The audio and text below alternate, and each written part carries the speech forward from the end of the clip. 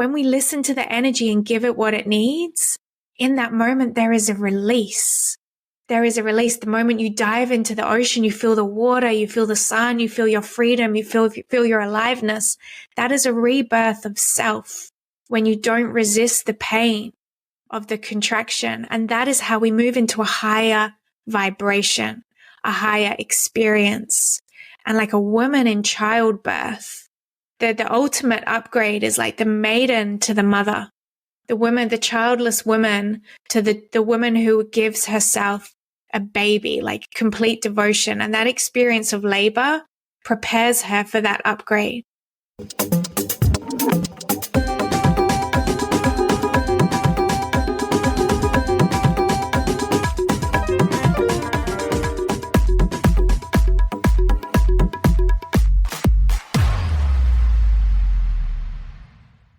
Imagine it's 12 months from now, and you've achieved your major life goals. How does it feel to be in the best shape of your life? To wake up energized, excited about the day? To have great relationships and friends who support you and propel you forward? How does it feel to have an excess of money, to be able to make the choices you want? To be fearless and open to trying new adventures? Imagine being connected to the universe and it providing everything you desire. It's possible over time, and your past does not dictate your future. The only thing holding you back from this vision is you. It's time to take control of our thoughts and use them to our advantage. Welcome to Richer Soul, where we achieve our dreams and bring balance to health, wealth, relationships, time, and spirituality. If you have not had a chance to listen to episodes 1 through 9, I encourage you to go back and listen to the framework behind Richer Soul and how to create the life of your dreams. You can also find all the show notes for this episode at richersoul.com. Today's guest is Rhiannon Heins, who will share how to tune into your soul. And that's the ultimate. Today's quote comes from Michael Singer. Right in the midst of your daily life, by untethering yourself from the bondage of your psyche, you actually have the ability to steal freedom for your soul. The freedom is so great, it has been given a special name: liberation. I love Michael Singer's work, and he's got some great stuff on YouTube and podcasts and everything else. It's all about letting go. And when you can do that, you get to fly. You get to live life on your terms. And that's a big part of what we're going to talk about today. How do we tune into ourselves and our desires? How do you let go of what society tells us we should do? How do you just have fun? And that's what Rhiannon Heins is going to share with us. She's an intuitive channeler, an author, an energy worker. She's founder of the Intuitive Rebirth Energy Work Method. And she's really in tune with her soul and also has spent years helping others to get in tune with their soul. She's got a couple of books, and we're going to chat about those and how do we achieve what she does. Let's meet our guest. Welcome to Richer Soul, Rhiannon Heins. It's great to have you join us today. Hey, Rocky. Thank you so much for having me. I'm excited for our conversation. We always like to start at the beginning. What was it like when you were growing up, and how much did your family and school teach you about money? Wow. I've actually never been asked that question. What did my family and school teach me about money? So I had a beautiful childhood. Like, I'm one of the blessed people who get to say that I have a beautiful mom and dad, and I had a beautiful experience of childhood. I can hand on heart say that school taught me absolutely nothing about money, apart from that I should go out and work really hard, and that the harder I worked, potentially the more money I could make. That kind of lesson that we all get from that program. But my mom and dad taught me so much about money just through watching them, So until the age of 8, we lived in London. So my mum and dad are from London, we're English. And when we were in London, we had very little money, like very little money. It's the cost of living was so high. I remember coming home from school and like if there was a £5 slip that I had to take home to get money for a school trip, I would feel guilty. You know, I remember that feeling of guilt around asking them for things like. And then they decided to move us to Australia because Australia is like the country with the opportunities. And we did that. We moved to Australia. My mum was a hairdresser. My dad was a carpenter. And on the way to Australia, we stopped in Singapore. And in Singapore, my dad met another man by the pool. And this man said, I know a guy who runs an insurance building company. I'll introduce you in Perth. So when we arrived in Perth, my dad got that connection. And he started to do like carpentry for this guy. But this guy had a big vision to grow his business, a big vision, and he needed someone to invest. And I remember my mum and dad being really terrified of this opportunity, but it was an opportunity that had never, ever landed on their feet before, like come into their lap before, or whatever the expression is. And I remember they remortgaged their house. So it was a very modest house. They remortgaged their house and they went all in on this opportunity. And it was really scary for them. And then the company grew and it grew and it grew and it grew and it grew. And my dad was one of the original partners. And he actually he's 60 now. He sold his shares in that business last month rather. And there was a big merger. And so what I learned from them is that if you want to create radical change in your finances, you have to make big calculated investments, big calculated risks, and that is a safe thing to do. Like it's okay to go for it. I know what it is to not have money. I know what it is to experience money as a little girl. Like I remember a shift. Friday night was always takeaway night and we used to get McDonald's. And then I remember all of a sudden Friday night being seafood night and we got oysters. There was like such a big change from my experience. Like I've experienced both as a child. And what that's taught me is like gratitude, like immense gratitude for money, but also to be brave, like to be brave and to go for it and to take courageous action. So that is what my life taught me about money. So I feel like I had a very blessed insight into wealth from my mom and dad, but especially my dad. So were they intentionally teaching you about money, or were you learning because you went on this journey of starting in a not so great place and then watching the wealth come over time? Yeah, it was actually when they tried to speak to me intentionally to give me the lessons about money, it was more so coming from their conditioning, you know, getting a good job and getting a good qualification. Anything that they spoke to me when I was much younger was from their conditioned self.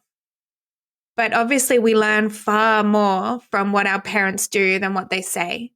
So I actually was taken along for the journey, and that's where I learned. I learned from witnessing them. And now that they are at this stage of their life, their lessons that come from their mouth is coming from their experience, and their teachings are a lot more courageous now. You know, it's funny because I'm hearing you talk about these things and I'm noticing certain, I don't know what the right word to use is, but now I will say it was courageous of them to mortgage their house and put it all in. No doubt about that.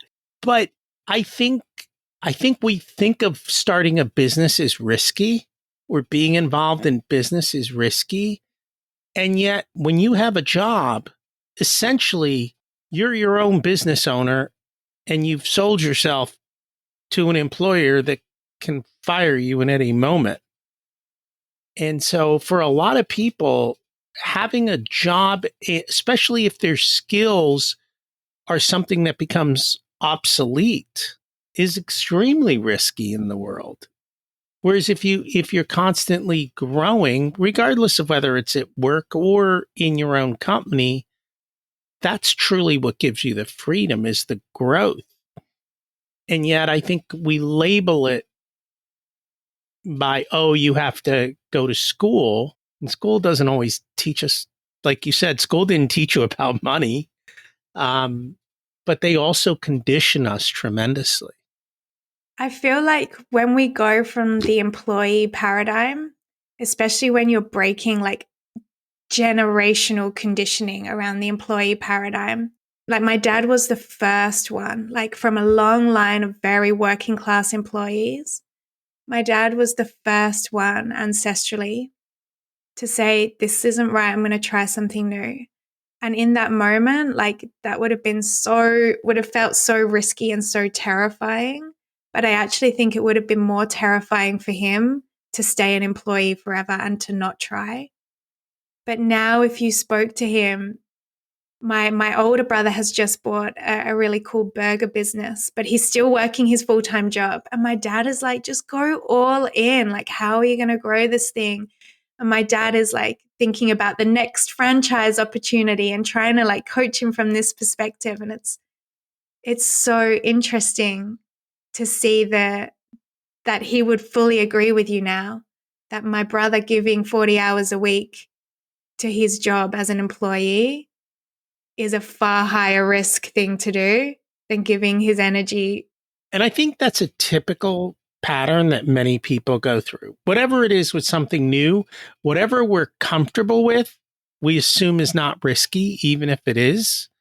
And what we're not comfortable with, we attach the word risky to, whether or not it's risky or not. And it's funny how we label things and then we think of them as that. But in reality, it's our viewpoint put on that situation, not the reality of the situation. Yeah, beautiful. Exactly. So you also went through somewhat of a change. You continued through school and you actually were getting involved in accounting and then life happened. So talk to us about that. Yeah, I think when I was younger, I was like incredibly capable in the eyes of the school system. So I was really good at maths and really good at English. And I did like the higher level exams and all that stuff. But I was also like really creative and I loved to do poetry and that was never honored or recognized or supported. I remember I wrote a poem in my final exams and that was the only exam that I kind of failed, is the one where I expressed poetry from my heart. So I was like, well, okay, if my creativity isn't good in the eyes of the system, then I have to do what they deem to be really good. And that's, I did accounting and I got like, really good grade. So from those great grades, I applied for this scholarship when I was just 17 with this accounting firm in Perth City. And I got this scholarship and it was like a really awesome opportunity as a 17-year-old to go to accounting at a really great university and to be paid to work 2 days a week at this accounting firm. They paid for like office clothes for me and textbooks for school and everything.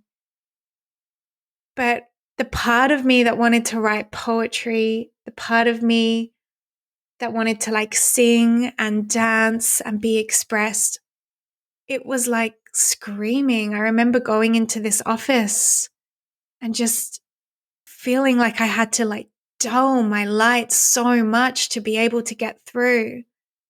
And I started smoking and I like started partying really hard because I was just like, I got to feel something. Like I need to feel something because I felt like dead. And I felt that there was an energy of almost like death in this office. Some offices I know are alive and vibrant, but this one was definitely not. And I just quit. Like 6 months in, I was like, I'm not doing this degree. I'm not doing this job. I'm going to do something as different as possible to this that I can possibly find. And that is when I enrolled in a course to do body work and remedial massage therapy. And that's when my journey as a healer began when I was 18. And I said, I can't participate in whatever this structure is. And I left it and studied something new. What did your parents say about that? So it made me realize in leaving that how much of like doing the accounting was fulfilling, I think, an unfulfilled aspect of my dad, but he would have never projected anything like that onto me intentionally. But where he knew he was very capable and became a carpenter, he used to say, I wish I did accounting. He used to say things like that. And I think there was part of my unconscious, my unconscious that wanted to fulfill that for him. But my mum and dad are so supportive. Like, they are so supportive. Anything that I do or anything that I ever did, as long as I was happy, they were with me like 100%. And that's wonderful to hear. Too often, our parents want to keep us safe, but safe doesn't equal happy. Safe equals being an accountant. Totally. And I know that I scare my dad because I make such unpredictable decisions in the name of like following my path. And I constantly let go of things that don't serve and step into these big, bold decisions. And it does scare him. My mum's got used to it, but they are like constantly coming along for this ride with me. But for me, like what you said before, the riskiest, most uncomfortable thing for me would be to stay still, to not act. It's funny because that's the opposite of society. Most people don't take action. They don't actually do anything. Like if I asked what percentage of people take action, the numbers are somewhere between 1% and 3%. So the fact that you do it all the time means that 97% of the people are going to be freaked out. But that's how life just keeps getting more and more miraculous. Like I wouldn't risk not acting. When like I have a creative impulse, a creative desire, and an opportunity comes my way and it feels expansive, I wouldn't risk not taking action. Because every single time I have taken a big leap of faith, like I've been rewarded with something wildly beautiful beyond anything that I can imagine or plan for. And I think that's true of people who do take big, bold action. But has it always been a straight line to success, or are there setbacks along the way? I guess it depends your definition of success. Like, to me, I measure success by freedom and love, and as an experience of how that feels in my body. Like, so often money enables freedom because when we have money, we don't have to be bound to whatever job we feel bound to that we don't enjoy. So, but to me, freedom is what I I associate with that as the energy that is my highest path. It's freedom, abundance, love, and joy. So that means sometimes like reaching out and working with someone new in my business and exploring this new opportunity, investing money into that. But then potentially that doesn't work out. It doesn't flow. So to me, that's not a setback at all. It's like a lesson, because from these crumblings, it's like, what did I get from that? I'm so much clearer on this training. I'm so much clearer on this offering. And then once I'm attuned to the magic, the miracle, and that perceived setback, then the next thing comes into my field. And it's continual progress. In that respect, there are no setbacks. Things often don't go as I perceive or I expect that they will, but there's always something that is taking me to the next marker of that measure of success, which is freedom, love, abundance, joy. And so you're defining, and this isn't the right word, but I think most people would look at it as failure or mistakes or problems. But you're redefining them as these are learning experiences for me to get clarity. And I think there's a Yeah. Thomas Edison quote along that. I didn't fail at creating the light bulb 1,000 times. I figured out 1,000 things that will not work. I'm step closer to where I want to be. Yeah, that is totally how I perceive it. And I think it's a really important shift in perception because it brings us into gratitude. It brings us into gratitude of every experience. And when we're in the vibration of gratitude, we're really masterful creators.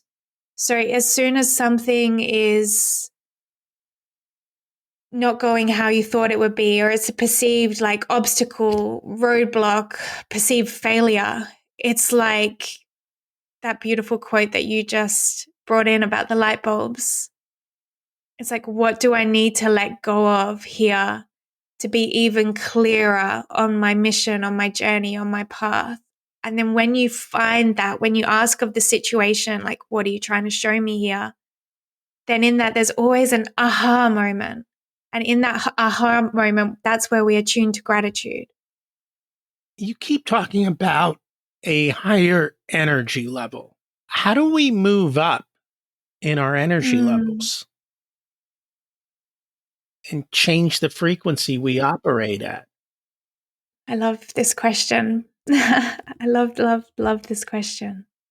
We do that by honoring the contraction, because within every contraction, there is the opportunity for expansion. So in our external reality, these contractions might be the perceived failures, the meltdown of a marriage, the landlord saying that you have to move out and not being able to find anywhere else to live, or, these huge things that feel like these major life contractions, or, sales not going to plan, everything seems to be going wrong, right? These are like contractions. They move our body, our entire reality into a tightening. So in the external world, that's what I mean by a contraction. In the internal world, the contraction is some kind of pain. It's sadness, it's grief, it's anxiety, it's anger, it's frustration. These are all contractions. And most of us want to avoid the pain. We want to fix the pain, right? We want to correct whatever is seemingly wrong internally or externally. But when we can witness without judgment a contraction, so that whether that's sadness in the body or a crumbling of a marriage externally, whatever it is, when we can just witness that contraction and ask it, like, what are you trying to show me? And without trying to change what appears to be wrong, just witness the energy and ask of it, what are you trying to show me? Then the contraction always changes to a monumental expansion. An expansion which is a complete rewiring of your perception of reality and a shift into an elevated experience of reality. So, for example, in that moment where your marriage is crumbling, it's like this huge amount of turmoil and chaos, and it just feels like, right? And we want to run away from the pain. So most people try and numb pain. They go to the bar and drink. They go like party really hard. They go on their phone and scroll. They want to escape pain. But it's like, what are you trying to show me in that turmoil? If you can ask that and find the answer to that question, it's going to be like, you need space. You need to honor yourself. You need to go traveling. You need to breathe. You need to get into nature. You need to dive into the ocean. When we listen to the energy and give it what it needs, in that moment, there is a release. There is a release. The moment you dive into the ocean, you feel the water, you feel the sun, you feel your freedom, you feel your aliveness. That is a rebirth of self. When you don't resist the pain of the contraction. And that is how we move into a higher vibration, a higher experience.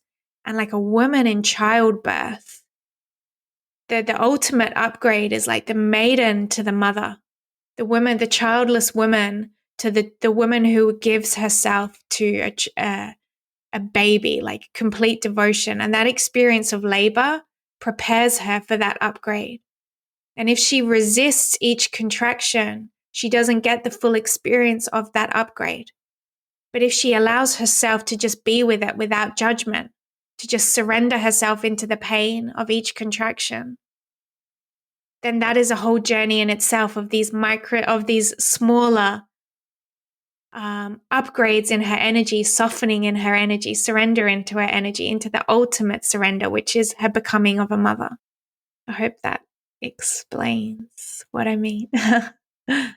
It does. And I think because a question popped up, and I think you even kind of covered it, because my thought is most people aren't trying to fix the problem. They're trying to put band-aids over it. So they turn to the partying and to the alcohol or to other scrolling on their phone or whatever it is versus actually addressing the root cause of the problem. But I've also noticed, and I've noticed it even with myself, it's not easy to observe ourselves. And B, many times the patterns we run, we don't even realize we're running.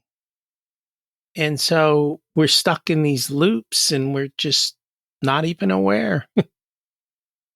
That's true. And what we need then is space, like space to know ourselves.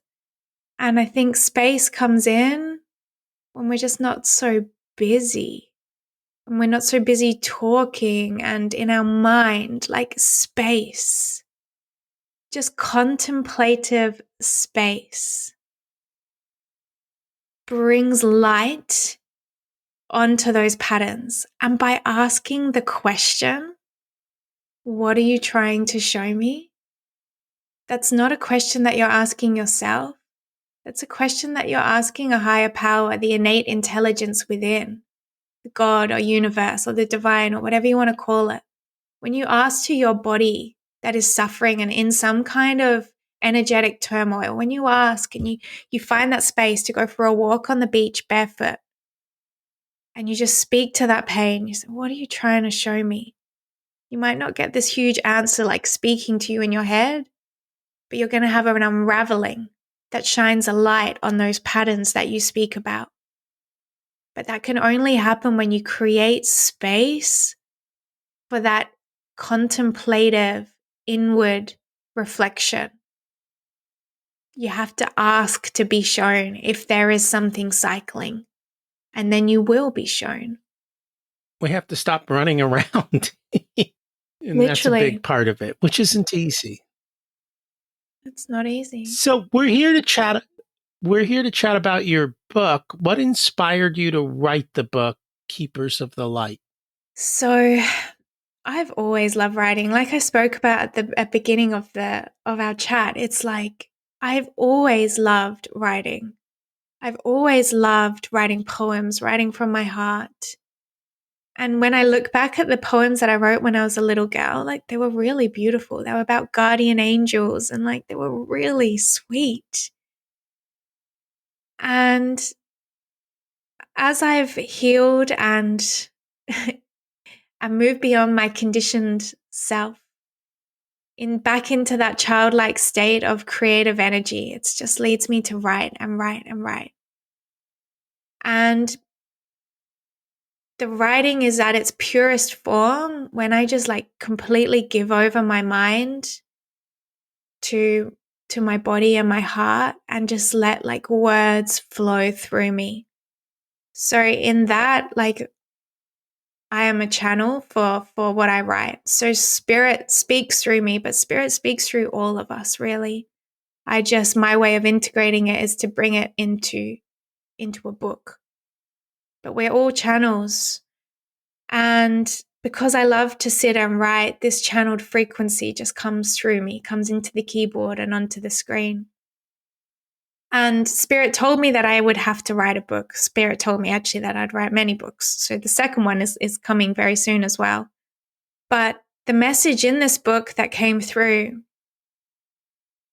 is about how, as humanity, we need to claim our mastery. We need to claim our mastery because as we upgrade, we are moving beyond, we're transcending the paradigm of fixed linear time. Things are happening quicker, right? You hear people say like time is getting weird, it's getting elastic, it's getting really tricky and strange. It's because our energy is ascending, evolving beyond the construct of linear time. So in that now,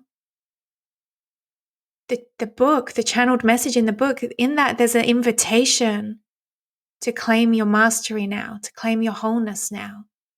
Like so many people who are soul searching, a search is a journey, right? That has like an implication of linear time. A journey is like point A to point B, where I have to move through this linear time and linear space to find that point B. But when we move beyond the construct of linear time, we're every aspect of ourselves now.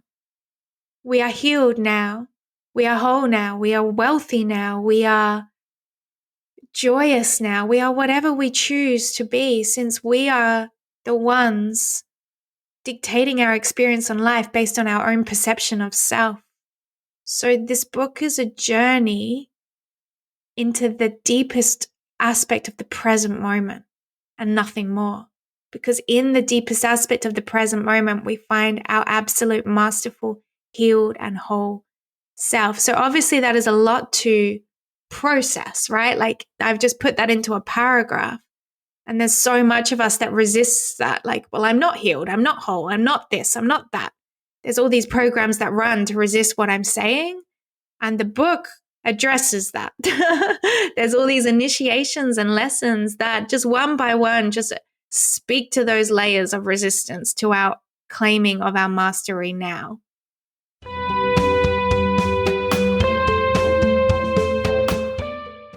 Today's episode is sponsored by Profit Answer Man Podcast. Did you know that most small business owners hate looking at their financials? It's one reason they may struggle with business success. The Profit Answer Man podcast helps them ensure they are profitable and can pay their employees and weather the storms we all have to face. It's built on the Profit First methodology of pay yourself first. The Profit Answer Man podcast is a must listen to for every small business owner and anyone who wants to help them survive and thrive. Check it out on your favorite listening platform.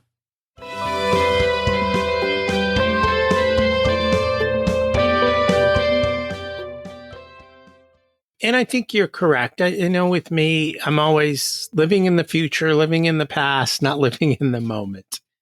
And that seems to be the message from so many places. And it comes in a variety of different ways, but it's always that same theme of the message. You have to live in the moment and experience the moment. And as you said, many of us are distracted. We don't quiet down so that we can even experience the moment and look around. And the human mind filters what you tell it to filter. And so you, in a sense, have closed yourself down by telling the mind, only filter these things to me, ignore the rest of life, ignore all the wonderful things happening around me. And in the same way, it even comes back to money. If you say, oh, I'll never have money. Well, if money shows up, you won't even see it because you've closed your mind to looking for that opportunity. It's funny how these things all kind of flow together. Yeah, I was also going to add that there's not too much benefit from being in the past, that's for sure, reliving and recycling old experiences. But also the mind, the thinking mind is like the creator mind. So the images of the future that we are bringing into our field to experience, like that's also powerful. So it's like being in the present moment as much as possible. And when creative inspiration flows in and excitement for the most divine potential of the future, allowing that vision to flow in, but then anchoring it energetically into the present moment by feeling it as a frequency now. And then you don't even need to have the vision to escape the present moment. Like you just be that wealthy now as you are in the garden tending to the flowers. You just be completely healed and masterful now as you're in your beautiful home. It's like There's a richness of the future in the present moment also. You have to be one with it and feel it and kind of tune in, which is kind of where my next question was how do we get in touch with our energetic body? Your energetic body is there, whether you like it or not, like whether you feel it or not, whether you give it space or not, right? So I'm very sensitive because I spend a lot of time connecting to my energetic body. So when there is something that is out of alignment, I just feel it super subtly, like super subtle within my body, like this house doesn't feel expansive to me anymore. I think we've got to move. But when I was 20 and engaged and had a mortgage and still kind of stuck in this paradigm where things were out of alignment, but very not sensitive, my energetic body spoke to me by feeling incredibly depressed. I was numb. So the intensity of what I had to experience to make change was huge. So we get in touch with the energetic body, and assuming that with this question, I'm going to answer to someone who feels that they're not in touch with the energetic body first. You do that by acknowledging what's there, and it's usually in the emotional body. It's in the emotional body. And I'm not talking about the emotion that is there when you think thoughts, because that is a cycle that you can release by upgrading your mind. But when you go for that walk and your mind is open and clear and you're looking at the trees and you feel sadness or you feel anger, the most empowering technique that I can give you is to just notice where it sits within your body, right? If you feel angry, fair enough. Validate it. Fair enough you feel angry. Go for a walk. Fair enough. The kids have been really hard work. Work has been really tense. Fair enough. You validate it. Then you find that place within your body where you feel it. Maybe it's like in the center of the ribs here. Put your hand there and see if you can inhale to like be in that intensity. Inhale into it. And then exhale out of your mouth to let it be heard. Because the throat is how we move energy. And when we give an energy sound, we start to transmute that contraction into an expansion, right? So it's like validate the emotion, the energy that you feel.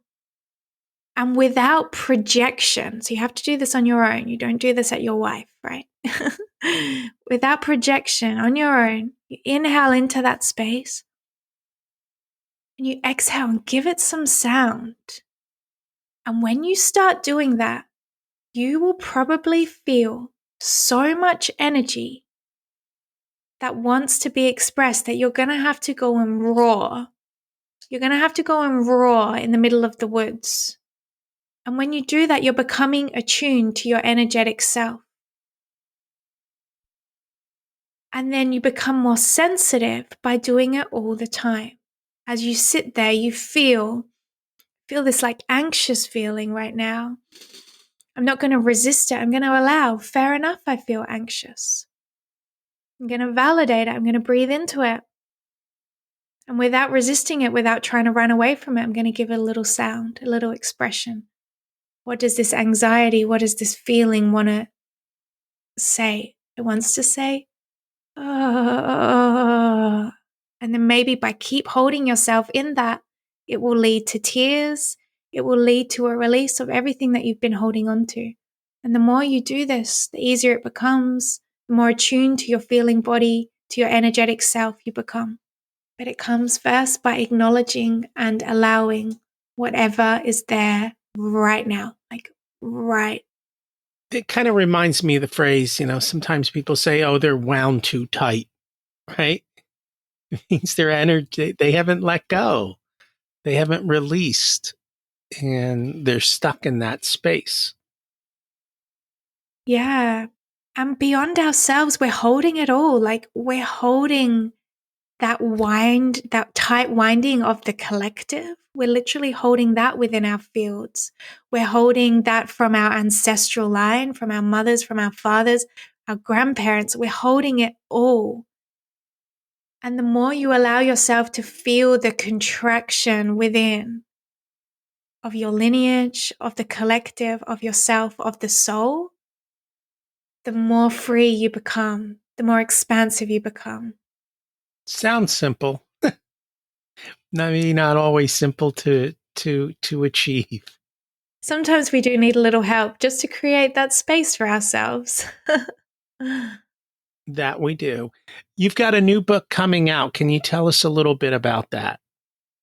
Yeah, it's actually the perfect question to lead on from what we've just discussed, because it talks you through that as a process. It talks you through finding freedom internally and externally by honoring, acknowledging, and giving voice to whatever is alive within your body. So it's called the intuitive rebirth. And it's really practical. It's like how to practically feel it all and heal it all so that you can start to experience the expansive pleasure of life. Like, this life experience is pleasure. It is pleasure in all its highs and lows. And the book is like a rewiring back to that pleasure, back to that essence of what it is to be alive and embodied and here on this beautiful realm called Earth.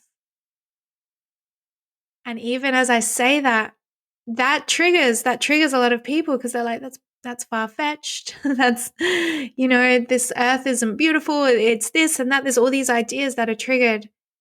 But all of that is a resistance to pleasure in the body that can be transmuted. It's a process. Takes time. Takes effort. You have to want to do it. So I've heard a lot of people talk about how psychedelics can help with this. What have you kind of experienced or seen with that? The medicine that is available to us in this beautiful planet is so incredible.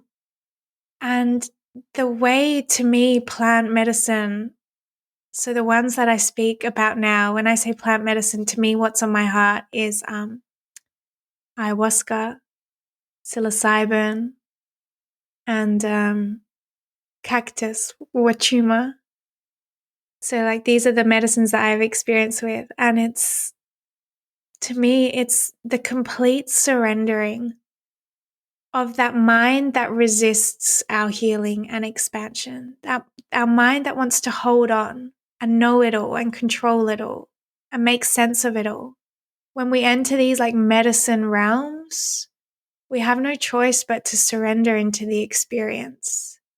And we have no choice but to give ourselves to the contraction.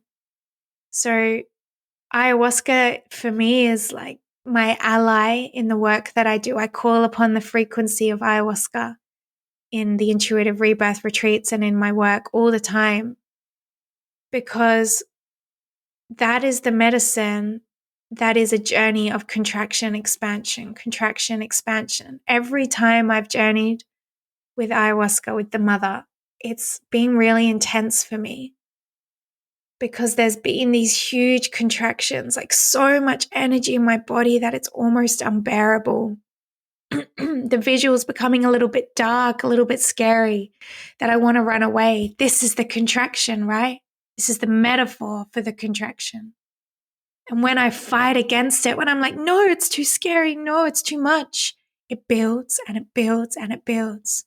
And when I give myself to it, when I give myself to the scary visions, to the intensity of the energy, and I'm like, okay, what are you trying to show me? It is like fireworks from my heart. It is like love. It is like, well done, you did it.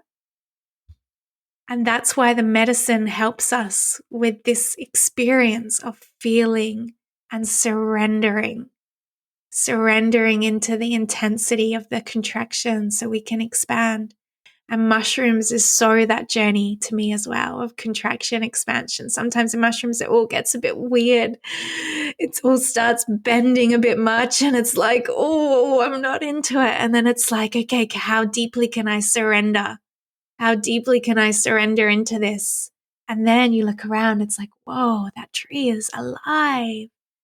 And that is that journey of contraction, expansion, resistance, and surrender. Is that your experience from mushrooms as well? I have not had experiences that are, the dosages aren't there, right? They're Oh, not yeah. that level. I've talked to a lot of people who have, and it's been kind of eye opening. I'm not going to say it's mainstream, but it's a lot more mainstream than people talk about. When you start to have the conversations, you realize that it is much more prevalent. And I think in the past, people have looked at it as more of a party situation. And this is not about partying. This is about kind of an inner self development. It's a very different kind of journey. It's about improving yourself, and I guess the way I would say is it's allowing the walls to come down so you can do the work that you need to do, and all of the barriers that you've put up start to fall away. And so it becomes easier to face yourself, so to speak. Exactly. Yeah. So beautiful. It's true medicine. I agree with what you're saying that so many more people are doing it than we know. And I feel like these medicines are so instrumental for this collective awakening, because ultimately you go into these realms and you're like, magic is real. Magic is real. And in that remembering or realization, like, you kind of just can't exist in the false paradigm. That is so, so true. Is there anything that we should have touched on today that we didn't get a chance to talk about? Yeah, I think just to like bring everything together, there's so many different experiences here that you can have to like awaken consciousness and to move into this like surrendering experience of remembering who you truly are. But in like fighting and seeking to find these right now, it's kind of taking you back into that energy of like hustle, but like hustling for something else.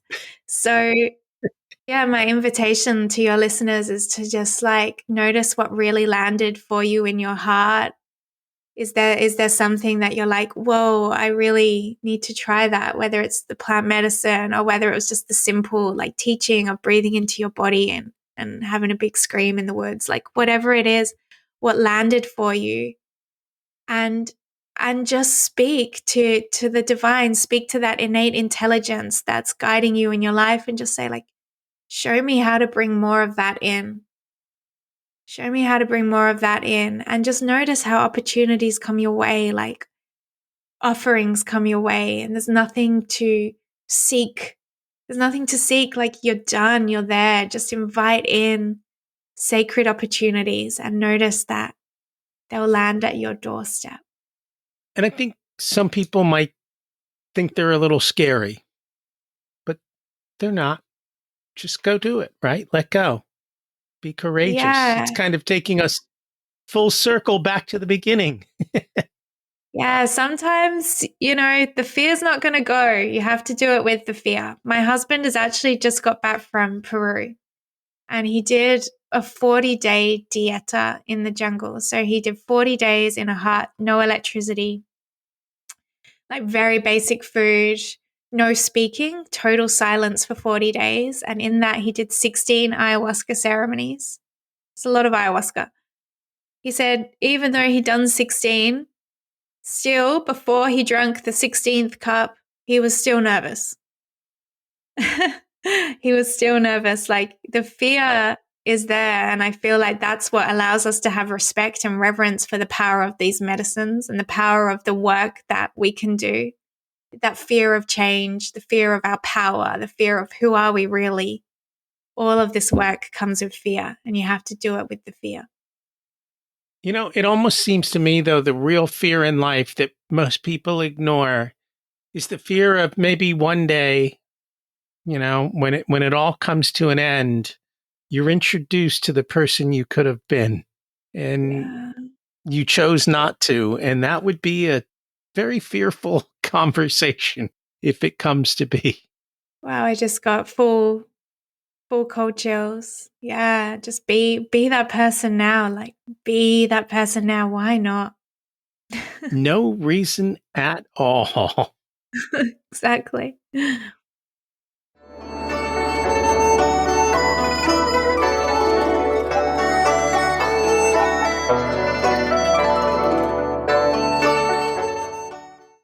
It's time to learn the secrets of life. What's your secret to living an abundant life? Number one, it's just feeling abundance at all times, not ever allowing myself to perceive that there's any lack anywhere. Just feeling the frequency of abundance, even if it is just in the incredible fruit bowl. It's a frequency, and I hold that as a frequency all the time. And then holding the vision of my most divinely alive and beautiful future, feeling that as a frequency of abundance, and bringing that frequency into the now by just feeling it, feeling the energy of it now. Congratulations on being in a place like that where everything is in that situation. I'm hoping one day I will find my way there. What did you learn later in life that you wish you would have learned sooner? Well, I'm lucky that I had a lot of very intense lessons very early on in my life. But I wish I would have known how powerful I was, how much I had to offer. I wish I would have known how beautiful my heart was and how much magic I could weave through the world with my heart. Instead of feeling like I had to be someone else or achieve a status created by someone else's paradigm. I wish I would have known how great I was when I was younger, because then I would have just lived a life from that space of greatness and not really cared what anyone else thought. School has a way of beating that out of us and trying to measure fish on their ability to fly. And that's not what they're good at. Yeah. If you were to give an 18-year-old one specific piece of wisdom, what would it be? I would love to ask any 18-year-old, what do you really love doing? What do you really want to do today? Like, what do you love so much? And then I would love to invite them to vision and dream and create the most profoundly detailed story for themselves and who they are in this lifetime. And I would tell them just to act from joy and pleasure, knowing that that is your inevitable future. And that's it. And I think too often society tries to prevent that 18-year-old from doing what they love, telling them, oh, you need to do this so you can be safe. And this is what happiness, this is our path to happiness, right? That Yeah. most people don't find. I would love to share with anyone, 18 or 68, how much is available to us when we literally allow ourselves to remember how magic this reality is, and that our ability to create incredible life is only limited by our perception of what's real and what's possible. And we can unhook that within our mind in an instant, and we can create anything that we can visualize. That is so true. If people would like to learn more about you, your books, your retreats, what is the best way for them to do that? Yeah, so I'm the founder and teacher of an energy work movement called Intuitive Rebirth, and we train practitioners online and in the retreat space. So if you want to go on a deep healing of yourself and you want to activate your service and your purpose, then you can join us in one of our retreats, and you can find that on intuitiverebirth.com. There's also my book is coming out in December of 2023. And it's called The Intuitive Rebirth, and it will be available everywhere. And you can follow me on Instagram. My name's Rhiannon Heins, or you can follow Intuitive Rebirth on Instagram. And we will put that all in the show notes. Thank you so much for joining us today. Thanks, Rocky. It's been awesome to connect, awesome to be here with your beautiful listeners. So where in your life can you let go? Are you willing? Do you think it takes courage to say no to what you don't want and yes to what you do? Who can help you move forward, and what are your next steps? I have really surrounded myself, I think probably within the last 6 months, and it's continuing to grow, with people who are helping me to get my mindset right, to let go, and to reprogram myself. And I'm building out the team and attempting and going to programs and continuing learning on how to do this. So I hope you find your path. You got to figure out what works for you. What works for me may not be what works for you. And that's why I keep sharing all these things, so you can find what might work for you. If you know someone who would enjoy this episode, I would really appreciate you sharing it. Thank you for doing that. Next week, we're going to go to the opposite end. We're going to bring the science of everything we talked about, take this wholly from the woo-woo side to the science side with the very similar ways of how to create your mindsets and let go and do what you want to create your ultimate life and have that life plan. And that's Mark Panasseria, who's going to join us. So check it out next week. Thanks for listening. Have an abundant week.